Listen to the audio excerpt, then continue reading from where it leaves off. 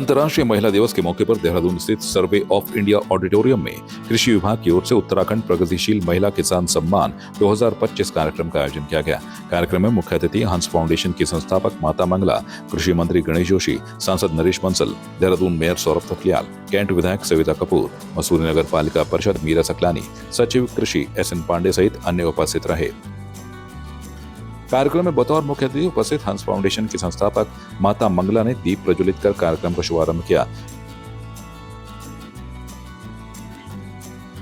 इस दौरान कृषि मंत्री गणेश जोशी ने उनका स्मृति चिन्ह देकर कार्यक्रम में स्वागत किया।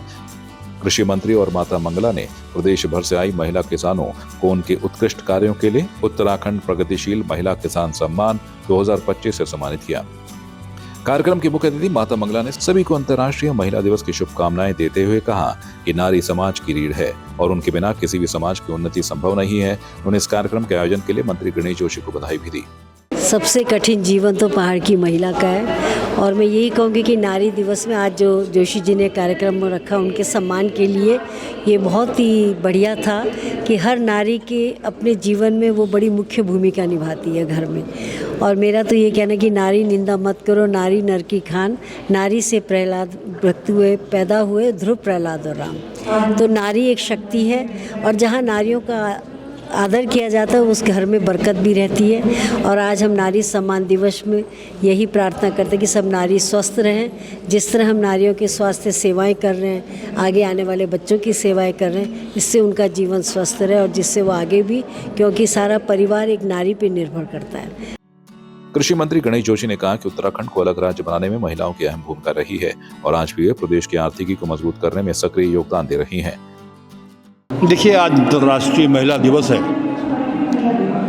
मैं 40 साल से राजनीति में हूँ, 4 बार विधायक, 2 बार मंत्री बन गया हूँ। मैंने इस बार सोचा, क्योंकि अक्सर देखने में आता है कि वही चेहरे होते हैं जिनको हर वर्ष हम सम्मानित करते हैं। तो आज हमने फैसला किया, जिस राज्य की निर्माता है, मैं अगर ये कहूँ, इसके राज्य के निर्माण में मातृशक्ति का बहुत बड़ा योगदान है।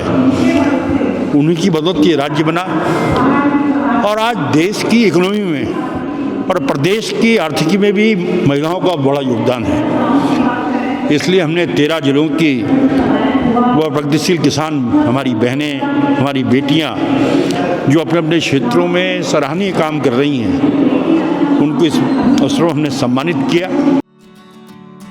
सांसद नरेश बंसल ने कहा कि आज पूरे प्रदेश भर से महिला किसान यहां पहुंची हैं, जो कि कृषि के क्षेत्र में कुछ उदाहरण प्रस्तुत कर रही हैं। आज अंतर्राष्ट्रीय महिला दिवस पर हमारे कृषि और सैनिक कल्याण मंत्री श्री गणेश जोशी जी ने जो प्रगतिशील किसान महिलाओं को सम्मानित करने का कार्यक्रम आयोजित किया है, यह बहुत ही प्रशंसनीय है। पूरे उत्तराखंड के हर जिले से प्रगतिशील किसान महिलाएं आई हैं, जिन्होंने कृषि के क्षेत्र में कुछ उदाहरण प्रस्तुत किए हैं और अन्यों के लिए भी एक उदाहरण रखा है कि हमारी महिला शक्ति उसमें बढ़ सकती है, आगे उनका आर्थिक स्वावलंबन आगे बढ़ सकता है। ये बहुत ही प्रशंसनीय कार्य है। मैं इसके लिए कृषि और सैनिक कल्याण मंत्री श्री गणेश जोशी जी को बहुत बहुत साधुवाद, धन्यवाद देता हूँ। देहरादून मेयर सौरभ थपलियाल ने कहा कि आज यहाँ पर पहुंची महिलाएं स्वरोजगार के साथ ही अपने परिवार के भरण पोषण कर प्रदेश को आर्थिक तौर पर मदद कर रही हैं। सम्मान समारोह रखा गया है, इसमें जो है कृषि जगत में जो महिलाओं ने उल्लेखनीय कार्य किया है अपने अपने क्षेत्रों में, अपने प्रदेश में विभिन्न क्षेत्रों से यहाँ पे महिलाएं आई थी और उसने जो नवाचार के माध्यम से और अपने प्रदेश में और जहाँ पे जैसी भौगोलिक स्थिति है उस प्रकार के उन्होंने जो कृषि में और उन्होंने एक अपना स्वरोजगार के साथ साथ अपने परिवार के भरण पोषण के साथ साथ और अपने प्रदेश को भी एक आर्थिक तौर से मदद की है। आप सभी का हमने यहाँ पर सम्मान करके और स्वयं को भी बड़ा गौरवान्वित महसूस हमने किया है। कार्यक्रम के दौरान विभिन्न जनपदों से आई महिला किसानों ने अपने अनुभव साझा किए। स्वयं सहायता समूह की महिलाओं ने सरकार की योजनाओं की सराहना करते हुए सरकार का धन्यवाद किया। तो जैसा कि आप मेरे हाथ में देख रहे हैं, ये रेशम से उत्पादित है और कोकून जो होता है रेशम का, ये जो कीड़ा वो बनाता है उसमें, तो उससे जैसा कि आपने देखा होगा कि आज तक साड़ी या कपड़ा ही आपने देखा होगा, तो इसको ये जो हमारे डायरेक्टर हैं हेमचंद्र जी, उन्होंने एक नया इसको आयाम दे करके कि इसकी मतलब ये फ्लावर बनाए हैं हमने, ज्वेलरी बनाते हैं और इसकी पेंटिंग बनाते हैं हम इसकी। जी, मैं सबसे पहले सभी महिलाओं को अंतर्राष्ट्रीय महिला दिवस की हार्दिक शुभकामनाएं और बधाई देना चाहती हूँ। और मैं हमारी जो उत्तराखंड सरकार को मैं बहुत बहुत धन्यवाद कहना चाहती हूँ कि वो महिलाओं को आगे बढ़ाने में जिस तरीके से प्रयास कर रहे हैं वो बहुत ही सराहनीय है।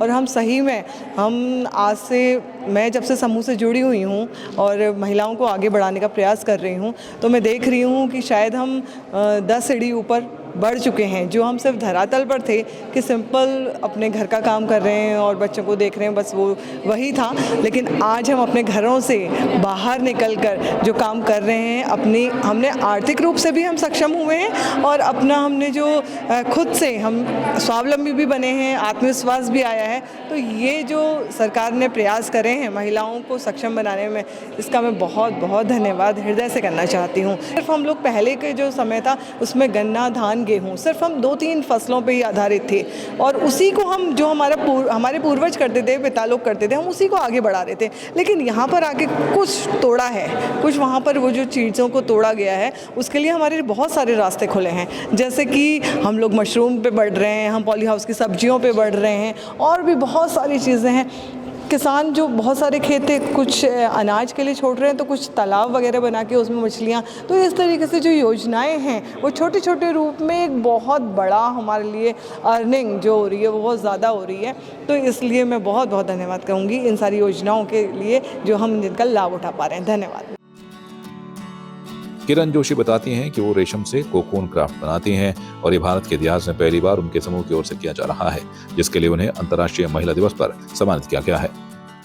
ये हम लोग जो रेशम पे काम कर रहे हैं ना, आपने कपड़ा देखा रेशम का, जैकेट देखी रेशम की और प्रोडक्ट देखे, लेकिन रेशम का जो हम कार्य कर रहे हैं वो भारत के इतिहास में पहली बार हो रहा है। ये समझिए कि उत्तराखंड के लिए एक मील का पत्थर ये साबित होगा।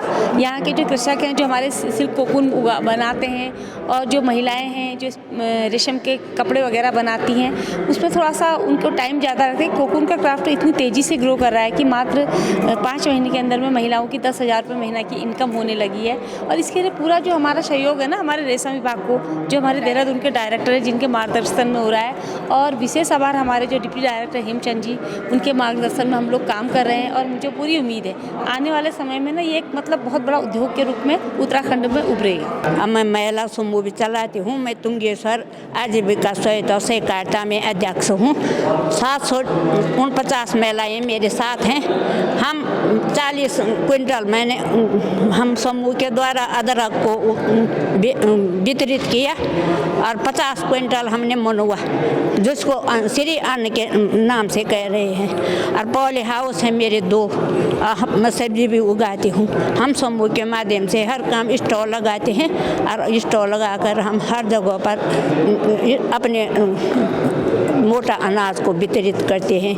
उसके माध्यम से पहले हमारा गाय है, हम 80% महिलाएं हम तुंगेश्वर में गाय पालते हैं, पशुपालक हैं और हम डेयरी खोलना चाहते हैं, वहाँ डेयरी खोलना चाहते हैं। मेरा जिला चंपावत, ब्लॉक पार्टी, रीठा साहिब, कुल्यल गाँव की रहने वाली हूँ। और हम जो खेती करते हैं, कृषि खेती, मोटे अनाजों में मडवा हो गया, लाल चावल हो गए और सब्जी उत्पादक, और जैसे महिलाओं को सशक्तिकरण बनाना, समूह में भी हम लोग काम करते हैं।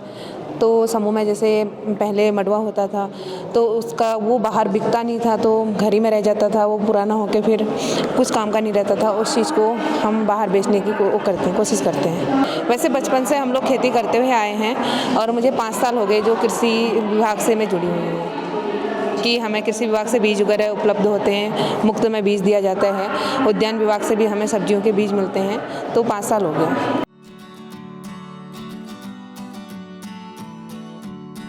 देहरादून से संवाद 365 के लिए वीडियो जर्नलिस्ट लक्ष्मण के साथ चांदनी कुनियाल की रिपोर्ट।